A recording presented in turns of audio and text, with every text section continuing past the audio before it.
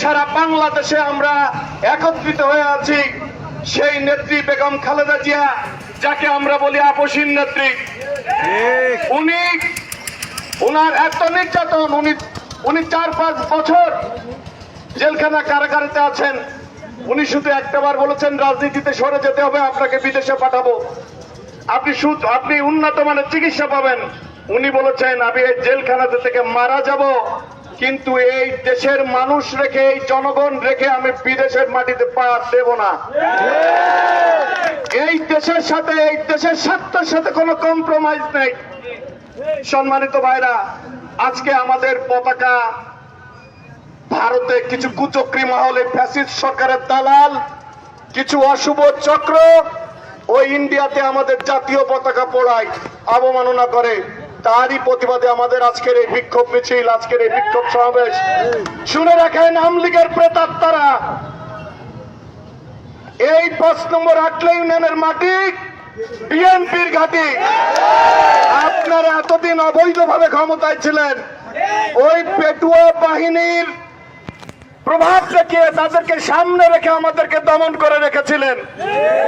আমার রাজনৈতিক বয়স অত বেশি না, তবে আমার বয়স কিন্তু একদম কম না, 38-39 বছর বয়স।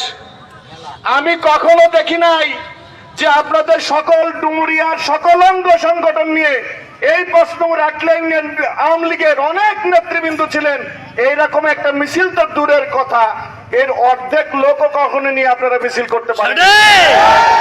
আমাদেরকে দমিয়ে রেখেছিলেন শুধুমাত্র ওই পেটুয়া বাহিনী, পুলিশ, এই সব দিয়ে আমাদেরকে দমিয়ে রেখেছিলেন।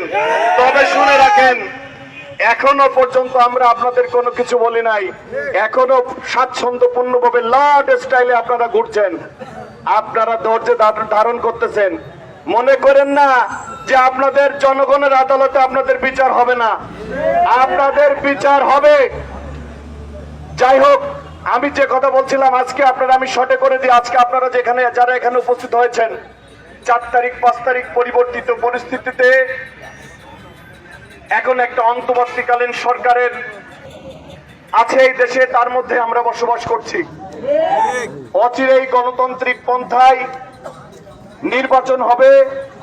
বিএনপি গণতান্ত্রিক একটি দল, গণতন্ত্রকে বিশ্বাস করে। আমাদের নেতা জনাব তারেক রহমানের মেসেজ যে এখনো কিন্তু আমরা ক্ষমতায় আসি নাই। আওয়ামী লীগের, ফ্যাসিস্ট আওয়ামী লীগের যে আচরণ ছিল, আমাদের সেই আচরণ হবে না। আমরা